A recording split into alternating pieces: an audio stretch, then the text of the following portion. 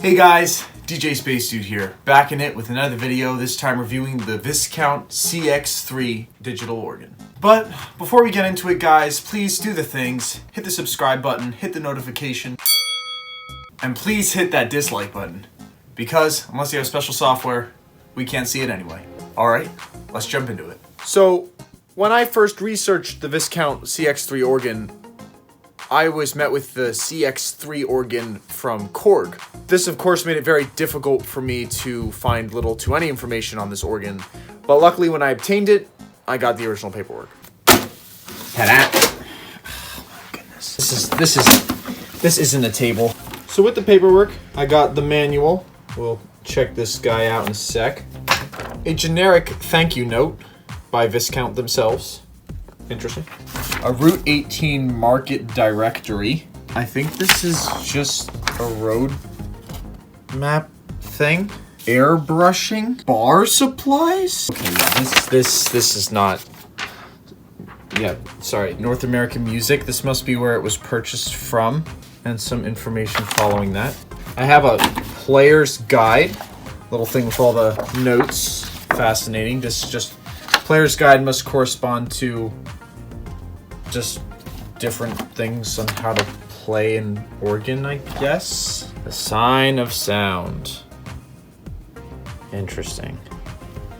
According to the payment information I got on this slip here, this was purchased on November 2nd of '86 and sold for a total of $1,464.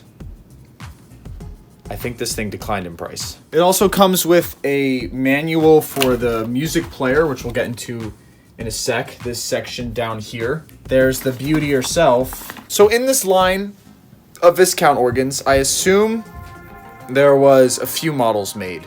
You had probably a CX, which was the original. I've seen a CX2 for sale. So the CX3, what we have here, is what this manual shows, but it also shows it for the CX4 as well. It seems that there was a couple other additions that they did to the CX4, not on the CX3, but lo and behold, I got a hold of a free CX3, so that's what we're going to be reviewing. Well, that's interesting. This is the manual just for some of the cassettes and the little goofy songs that are attached to that. Now, the manual for the CX3 and CX4, I'm assuming, have a lot of similarities, hence they just slapped it together in one manual. You know it's going to be a good book when they start you off with an introduction. Here's another comparison of the CX3 versus the interface on the CX4. This organ also gives you a registration guide, which to me looks like some odd kind of Sudoku game at the end. I don't even know what half of this means, but it looks like something. Well, that's the paperwork. On the bottom of the Viscount organ, you have a pitch knob, which I really wish was on the front, your output, your phones jack, your to and from tape jacks, and an access for your fuse. You have your basic floor pedals, which I get about a 50% success rate playing on those. You have your expression pedal, which comes with this little side lever, which when activated triggers a little drum fill-in for all the rhythms, which is kind of fascinating. Not much to say about the back of this organ. Of course, it's made in Italy. There's your general information. Warning, please disconnect. Being an instrument that's also a furniture piece, if you detach the back, you find you have a lot of room. Enough to maybe store some books or some shoes or something. My organ was custom designed, like many others, to come with a mold farm built into the bottom.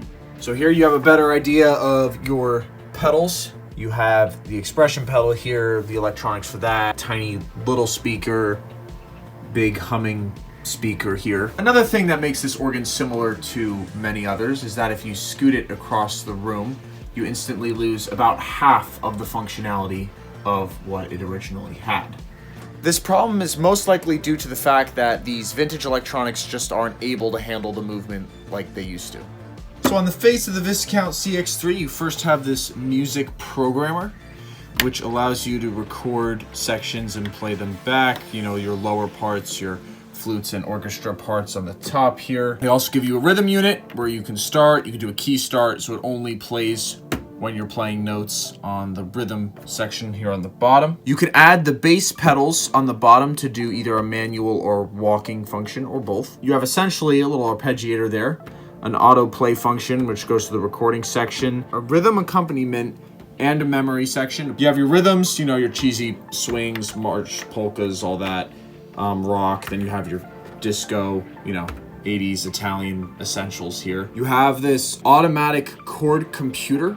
You have your bass for the bass pedals down below, your lower ones here, you have uppers as well. You have your lower section, lower key bed here, which plays flute presets as well as a string. And then you have your upper section here, which is the most customizable. You have your flute section with your percussion. The top ones here could only be played all together, but only those ones. You can't mingle any of these other ones with. I've tried it, it doesn't work. So whatever you play up here, you know, if you wanted to play all these at once, as soon as you switch to one of these, it takes them all off. You have your sustain function for this all as well. Then you have your effects section, which is a really nice tremolo and chorus. Both kind of deafen the volume just a tad, but they really enhance it overall, and it definitely is worth it. Coming down here, you also have your nice little power button.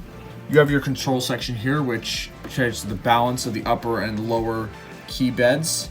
You have your arpeggiator volume, your bass volume, drum volume, tempo. What's really interesting about this keyboard is that the higher you want it for volume is actually down, which is really strange.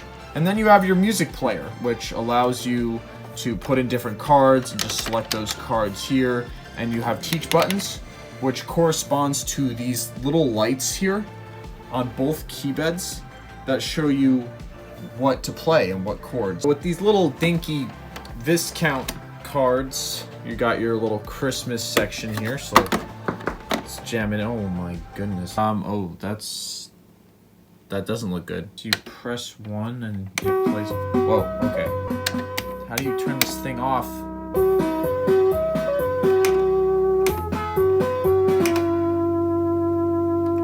All right, teach me.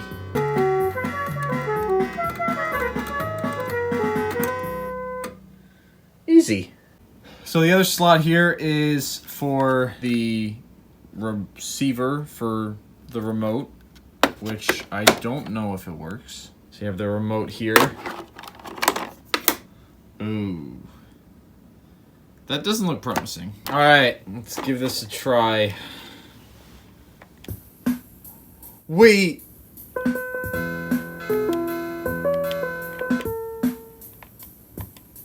Work. Oh my goodness. You can just change the channel on your organ.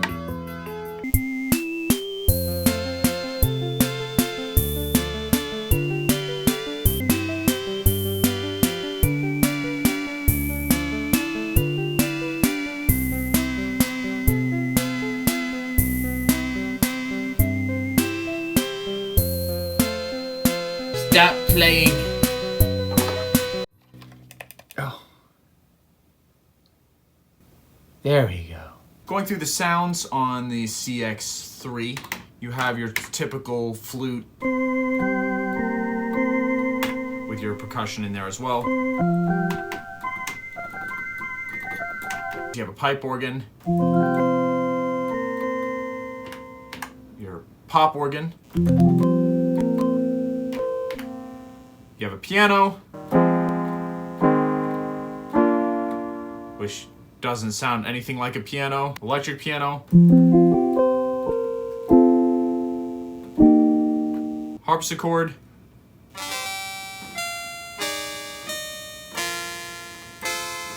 You have a vibraphone, which has a really nice tremolo effect. Then you have an accordion, which of course would be on an Italian instrument.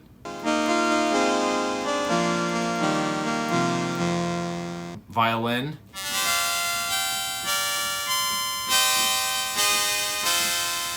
And my favorites, brass 1 and brass 2. Here's brass 1 and brass 2. The sustain affects all the instruments with just some kind of a, you know, sustain.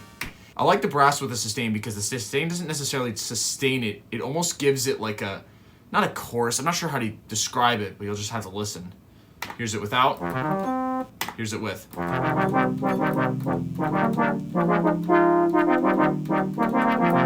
Gives a really cool synthwave vibe. The rhythm unit is a hit or miss. My favorite ones on here are the disco and the rock rhythms, but I think used appropriately, all of these can be really neat and add some effect to any sort of music. You also have your lower section, which you just have your flutes. For whatever reason, they're really quiet. And then your strings, which is not very quiet. Your bass, you have your lower, your mid, and then your high punchy, which really adds a full level of bass, which is nice. The real magic is when you incorporate the foot switch fill-ins with the rhythms. Then you can use the manual and walking bass down here in addition to the automatic accompaniment on the lower section. Also incorporating the arpeggiator and using the top section here, playing whatever lead you'd like. All of these things together add for a lot of customization with playing, with improv, and just really makes it a very fun instrument to play on. In addition to all of this, you add in the automatic Korg computer, and that mimics whatever you play down here. So real quick, I'll give a demonstration. You have a C minor. It'll mimic those chords and play in addition whatever other note you press. So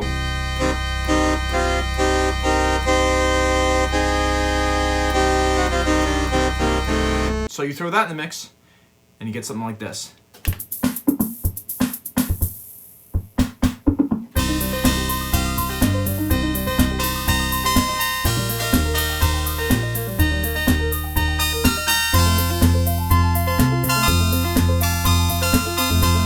Perks of this instrument for me are the sounds. You have your typical organ music and your soundtrack music and your 80s pop music and your Italian disco kind of all meshed into one thing. And even though it is somewhat limited in the effects you have and everything else, in combination with it all and with some creativity, you can make some really nice things with this instrument.